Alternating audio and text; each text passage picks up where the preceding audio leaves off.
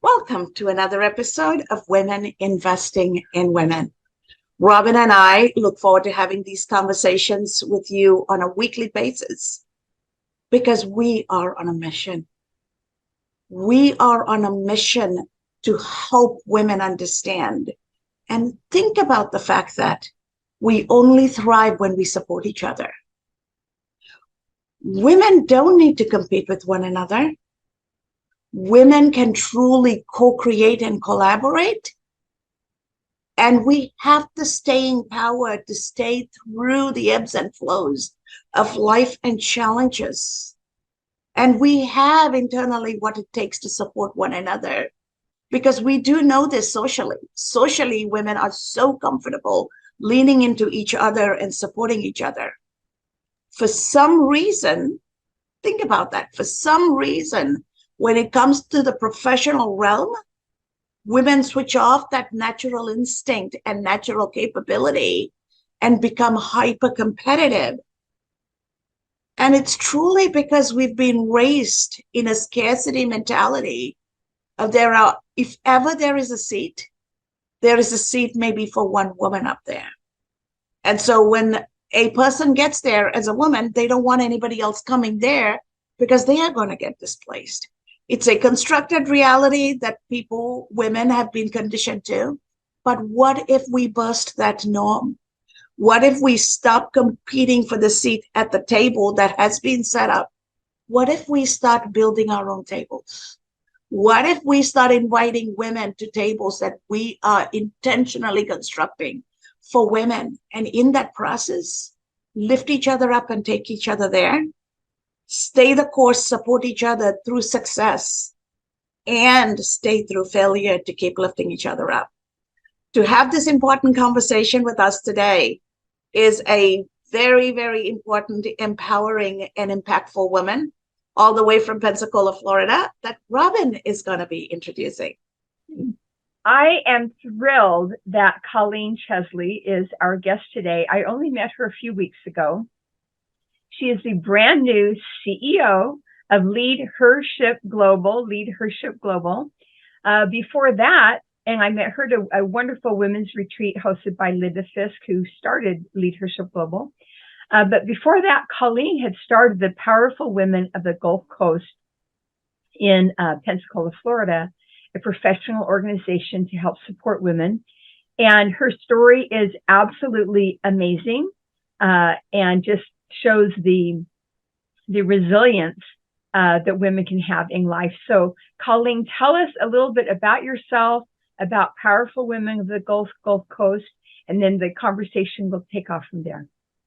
Absolutely. Thank you so much, Robin. And thank you, Cass, for having me here today. What you women are doing to help uplift, support, and advance other women globally is so amazing. And I am just overjoyed to be able to be here, to be able to tell my story. I hope it's inspiring and I hope it is motivating for your audience here today.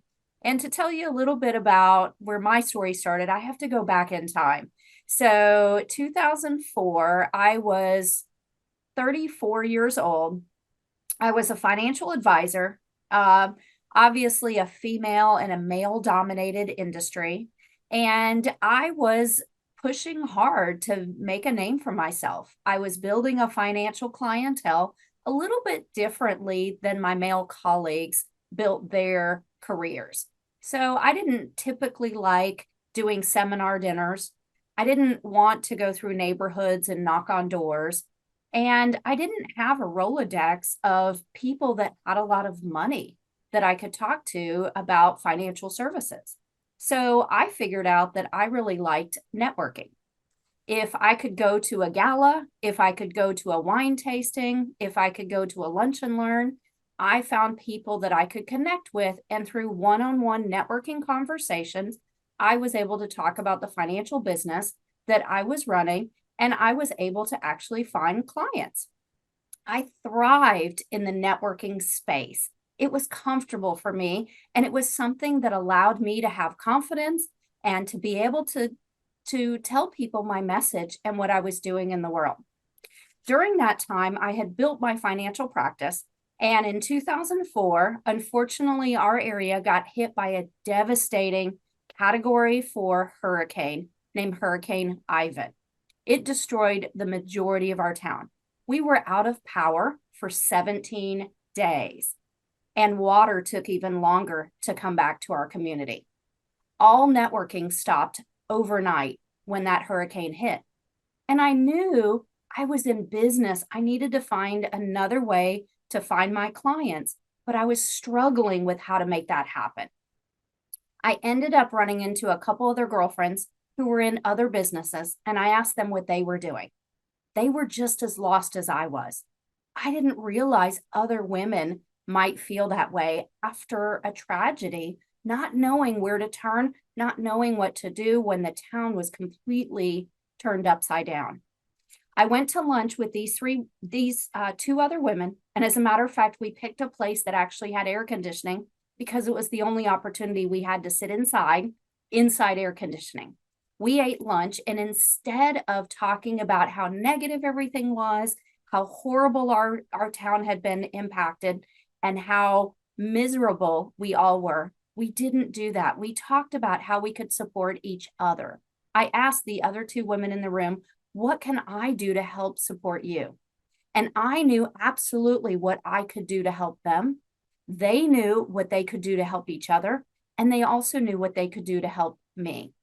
And what we realized in that one moment, in that one lunch back in 2004, was that when women come together with a like-minded purpose and without competition and without barriers, we actually can be that support system that other women need and thrive from. And that was just one lunch that actually birthed what is now a full-fledged nonprofit, and we'll be celebrating our 20th year next year. That is so brilliant and heartwarming to hear. And sometimes we forget, do we even stop to think the old adage, when you want to hear about something, talk to a man. When you want something done about something, talk to a woman. We, for generations, have come together to make things happen and work together to co-create. And that is exactly the story you're telling, Kolleen.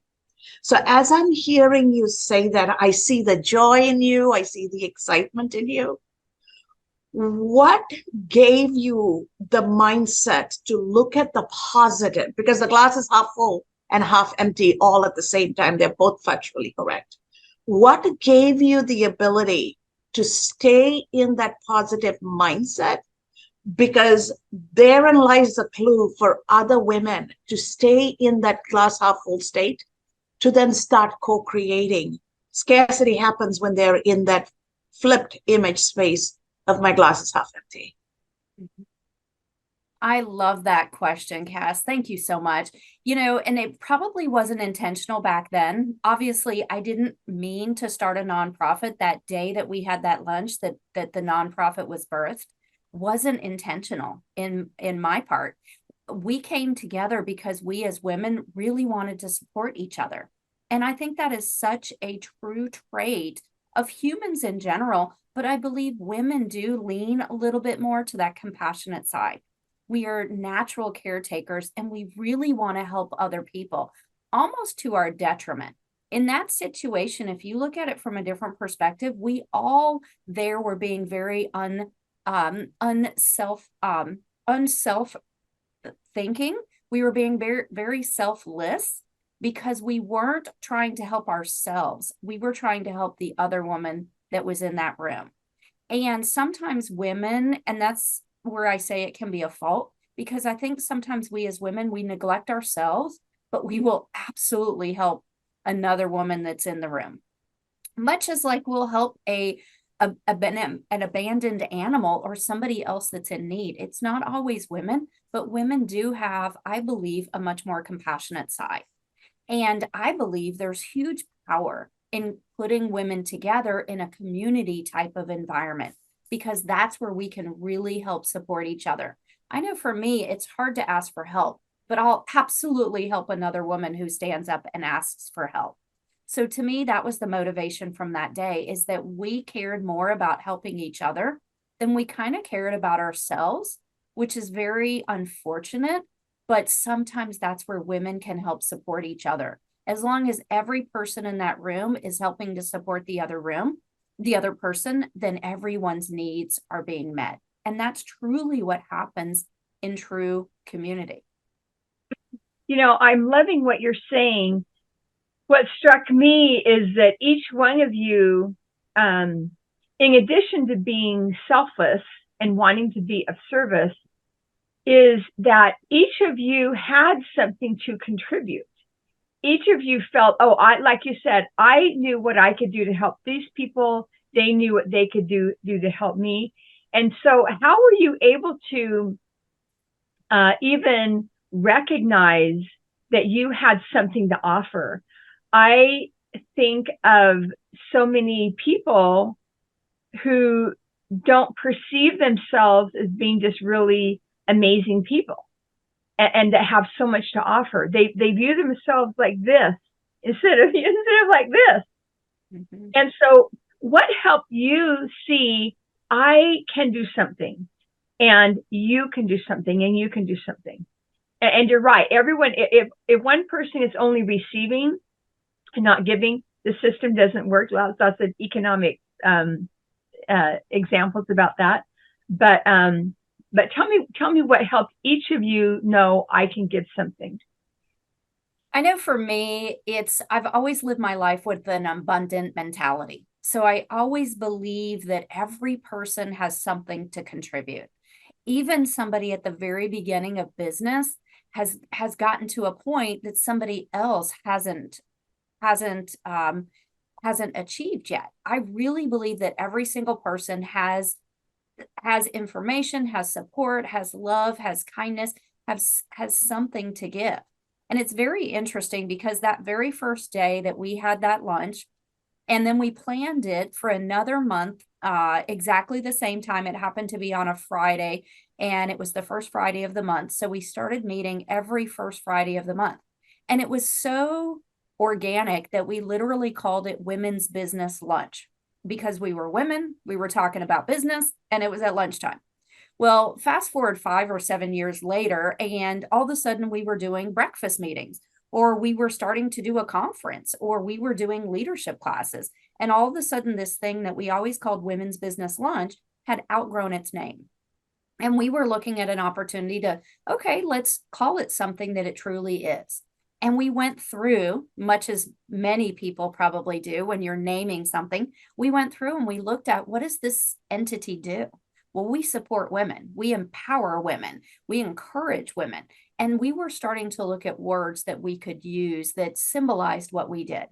And I loved the word empowered and empowering. And that seemed to be one of the biggest areas that we really helped support women.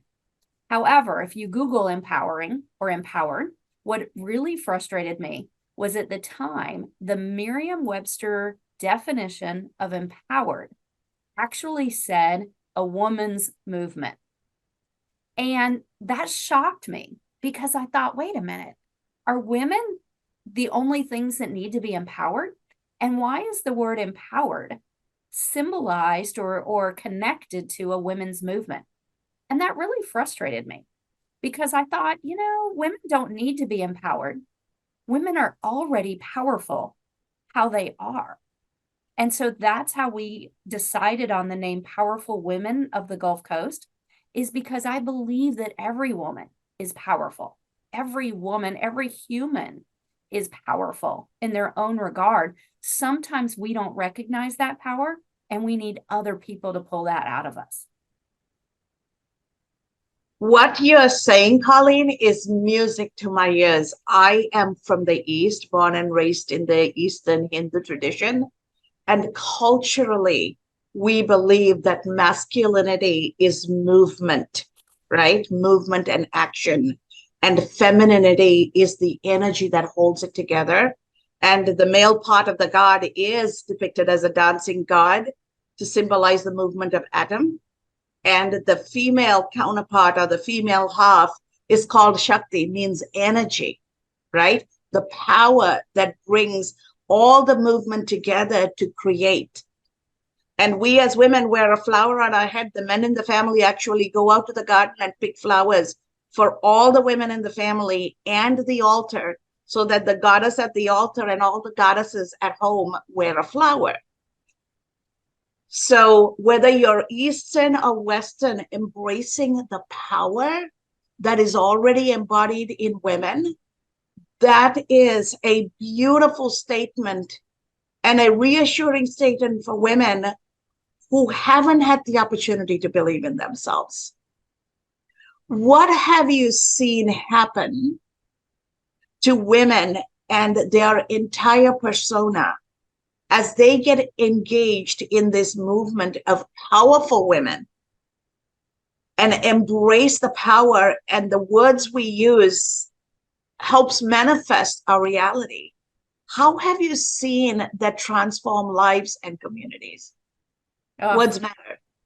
there are so many stories. Oh, it just warms my heart when I hear about how when women come together and support each other, what that really does. And I love your question. And thank you too, Cass, for explaining your culture and how they look at feminine and masculine energy. I had no idea about that, but that is so amazing and so aligning to exactly everything that I already believe and I already see out there in the world. I love that validation. So your question to what happens or what have I seen some women experience? I love to talk about one of our members, Christina. So Christina joined back in 2018. So she's been a member with us for more than 5 years now. And at the time, she was working for a large tax firm in our town. This tax firm had promised her that she was going to be a partner as they were working on their succession planning. They even had documentation in place as far as this transition to her at some point assuming full control of this tax firm. Well, unfortunately, without her knowledge, the partner that she was working with went behind her back and sold this tax firm to somebody else. This other person had no desire to put her in the succession plan for this business. And she was frustrated. She was fed up, and she left that tax firm and started her own tax planning practice. She called me the month this happened because she had never been able to come to any of our meetings because this other tax firm had really controlled her time and her energy in her business. Well, when she left, she said, I can't believe it. I can finally come to Powerful Women of the Gulf Coast. It took her months before she would stand up in our meetings and actually introduce herself. She was so shy. She lacked confidence, and she was really struggling with this big decision to leave this tax firm and go on her own. She continued to come to our meetings, and through the support of our members and through the confidence and the knowledge and the connections that she began to build, she saw herself as that confident business leader she always knew she could be. She now has 3 employees, and she has over 500 clients in her firm. And so she is now so successful. And she talks about how Powerful Women of the Gulf Coast has really helped support her in that transition. She also was a participant in our Spark Your Power program, which was a small coaching program we brought to our members to help them deal with issues that typically come up with mindset. Christina was absolutely one of these members that benefited from this process. This coaching helped her hit her goal of finishing up all of her tax returns by 5 p.m. on tax deadline day and not working until midnight like she had done before. Because of this program, she learned how to work in a much more efficient way, and now she has the tools she needs to set proper boundaries, which help her accomplish more with less resources and less time. She is just one of hundreds of examples of women that we have impacted. There are so many local women who rely on our programs and rely on the events to help them feel supported, to help them feel confident, and to help them gain knowledge and connections so that they can be the best that they can. I love I love your story. That is a wonderful, wonderful example. And one thing that I always like to ask our guests is talking about the challenges they have faced in creating the organization or creating the work that they do. And you talked definitely about this huge external challenge of a hurricane flattening your city and that being the catalyst for coming together. But I'm wondering, what are some of the other challenges that you faced either internally or externally in being able to set up this organization, being able to bring women together, and just what were some of the ins and outs of challenges that you had to meet and face and surmount in this process? I love that. And actually, I could probably go on for days about all the challenges. There has been a lot. And I'm the type of person, I have no fear of failure. So I have no problem with jumping in and trying something that I have no experience doing. I don't have the skills. I don't have the confidence. But if somebody else has done it, I'm more than willing to jump in and say, how hard could it be? So I have tried a lot in the past that hasn't worked. There have been many things that we've done as we've built the organization that hasn't resonated with our members. And so there's been lots of programs, there's been lots of events that have been a complete flop, or we've learned really big lessons along the way. Our very first conference that we didn't have a lot of conference experience, and we didn't understand how conferences are priced. And we didn't realize every single tablecloth, every single table, every time you ask them to uncork wine, all those add up to your bill. And in the very first conference that we had, I think we owed over $10,000 at the end of the conference, and we didn't have the money to pay that off. We spent at least 2 years every time we had a meeting, and every time we collected money in any way, we would cut a check to that conference venue to pay down that debt. And it took us several years to pay that off. But that was a huge lesson that we learned. We learned how to run conferences. We learned how to understand pricing, how to properly figure out sponsor agreements, and understand how to price your tickets for the event. So we learned huge lessons there. We also learned really big lessons through COVID. COVID impacted, of course, women in business in such an impactful way. Typically, crises are never gender neutral. So COVID absolutely hit women in business in a very hard way. And it impacted women in business all over the globe. It was not something that was isolated to one town or one area like a hurricane. It was devastating all over the place. So we learned lots of lessons through COVID about how to better support women in business. And through COVID, we actually took time to call I personally called every single one of our members and tried to have as many conversations as I could about where they were, how I could help support them, and how their experience was prior to COVID. And it taught me lots of lessons about areas we were not serving women in the right way. It helped me understand that I was literally in burnout, but I was functioning. And so I was advocating other women to get on this bus with me, that I was driving to a place that I didn't have any realization that I was going. And I had to really take a strong look at myself and back up and say, wait a minute, if I want to help support women in business, I can't be working 80 hours a week. I can't be doing some of the things that I don't believe other women in business should be doing. So I had to drastically change how I was working and how we were helping support women. And through COVID and through that experience, all those conversations with women in business, we learned that there were actually 4 areas that women struggle in business. Every one of these stories fell into one of 4 buckets. And so we decided to call those pillars. And starting in 2022, our programming changed so that everything that we did supported one of these 4 pillars and helped really support women in business in much different ways than we had in the past.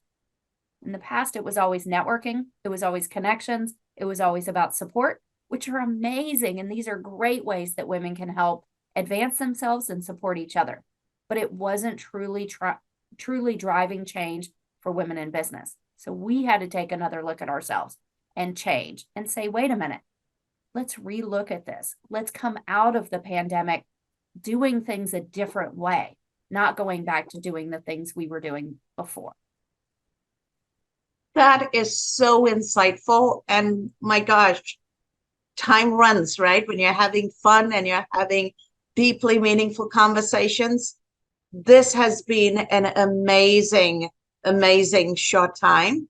And I know this is only start of all the things we are going to be doing together. Every woman we bring into the conversation is part of our community to start cross-pollinating and supporting one another. So we look forward to building on this, Kolleen, and taking this conversation and the resulting actions continuously to different levels.